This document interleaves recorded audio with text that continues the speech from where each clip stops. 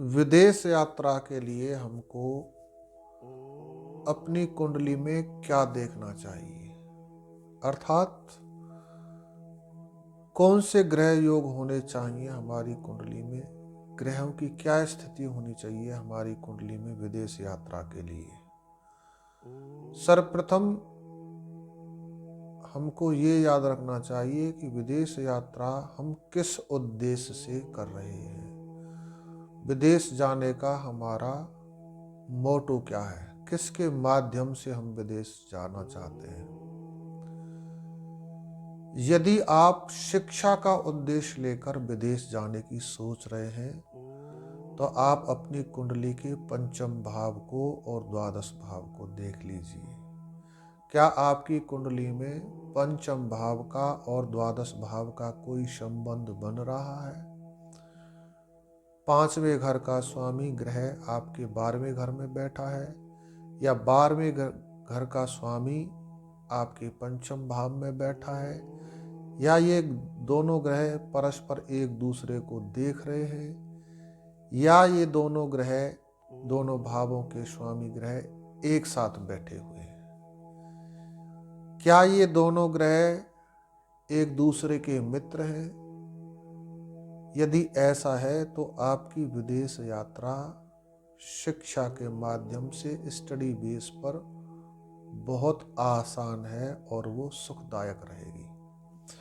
यदि पंचमेश और द्वादशेश एक दूसरे के अति शत्रु हैं, पंचधा मैत्री में शत्रु हैं या अति शत्रु हैं, या ये दोनों नीच राशि पर बैठे हैं, अस्त हैं, या बहुत कम अंशों पर हैं, शत्रु ग्रह के साथ बैठे हैं, तो आपकी स्टडी बेस की शिक्षा में प्रॉब्लम आ सकती है। इनको इग्नोर करके आप विदेश यात्रा ना करें, क्योंकि विदेश में जाकर बेगाने शहर में यदि कोई प्रॉब्लम आती है तो केवल आप ही प्रॉब्लम में नहीं रह आते, आपका पूरा परिवार प्रेशर में आ जाता है, पूरे परिवार टेंशन में आ जाता है। इसलिए अपनी कुंडली का निरीक्षण अवश्य कराएं किसी अच्छे एस्ट्रोलॉजर से। यदि आप स्वयं जानते हैं एस्ट्रोलॉजी की, आपको बेसिक नॉलेज है, तो आप डीपली अपनी कुंडली का इंस्पेक्शन अवश्य करा लें।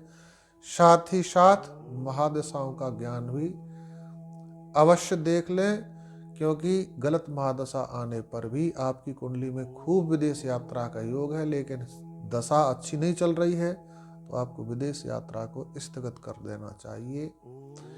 ये मैंने बताया आपको स्टडी बेस पर जाने वाले लोगों के लिए, जो स्टडी बेस पर बाहर जाना चाहते हैं। अब यदि आपकी कुंडली का भाग्येश द्वादश भाव में बैठा है, ये मीन्स 9th हाउस का लॉर्ड 12th हाउस में बैठा है, या 12th हाउस का लॉर्ड 9th हाउस में बैठा है, या ये एक दूसरे को देख रहे हैं या एक साथ बैठे हैं, और ये परस्पर मित्र हैं, पंचधा मैत्री में मित्र हैं या अति मित्र हैं, और दोनों स्वस्थ अवस्था में, स्वस्थ अवस्था से तात्पर्य है कि अपने मित्र की राशि पर बैठे हैं, अपनी स्वराशि पर बैठे हैं, कोई पापी ग्रह इनको नहीं देख रहा है, शुभ ग्रह कोई साथ में बैठा है या शुभ ग्रह इन दोनों को देख रहा है, और शुभ स्थान पर ये दोनों बैठे हुए हैं, तो ऐसे व्यक्ति का भाग्योदय विदेश में जाकर होता है। अर्थात ये व्यक्ति अपने भाग्य को चमकाने के लिए विदेश में जाता होता है। तो ऐसी कंडीशन में आप विदेश यात्रा के लिए ट्राई कर सकते हैं, आपकी विदेश यात्रा मंगल में रहेगी।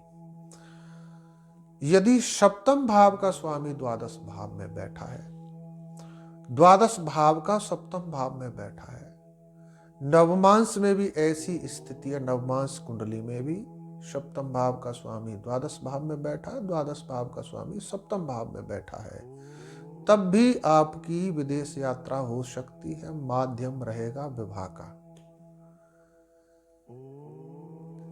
तो विवाह के माध्यम से आप बाई मैरिज आप विदेश में जाकर बस सकते हैं। आपको बाहर से कोई लड़की आ जाती है, आपके साथ विवाह कर लेती है, या कोई लड़का यहाँ की लड़की के साथ शादी कर लेता है, तो आप विदेश यात्रा विवाह के माध्यम से मैरिज बेस पर आसानी से कर सकते हैं।